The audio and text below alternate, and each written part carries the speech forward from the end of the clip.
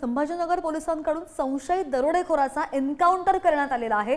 संतोष लड्डा यांच्या घरावर दरोडा टाकणाऱ्यांचा एन्काउंटर झाल्याचं पाहायला मिळालं।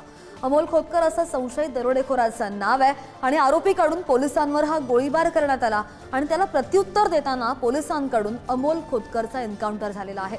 पकडण्यासाठी गेलेल्या पोलिसांच्या अंगावर आरोपीनं गाडी घातली असा सुद्धा दावा करण्यात येतोय।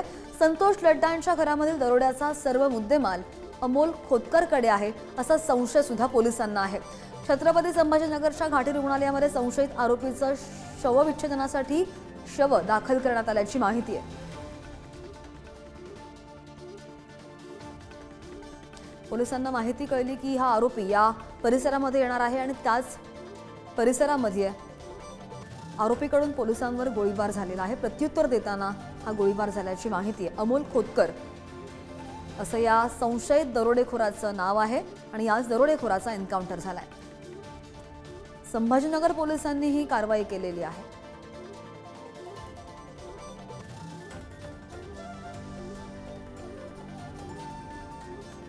संभाजीनगर पोलिसांकडून संशयित दरोडेखोराचा एन्काउंटर करण्यात आलेला आहे आणि संतोष लड्डा यांच्या घरावर दरोडा टाकणाऱ्यांचा एन्काउंटर झाल्याची माहिती आहे। अमोल खोतकर असं संशयित दरोडेखोराचं नाव आहे आणि आरोपीकडून पोलिसांवर गोळीबार सुद्धा करण्यात आला।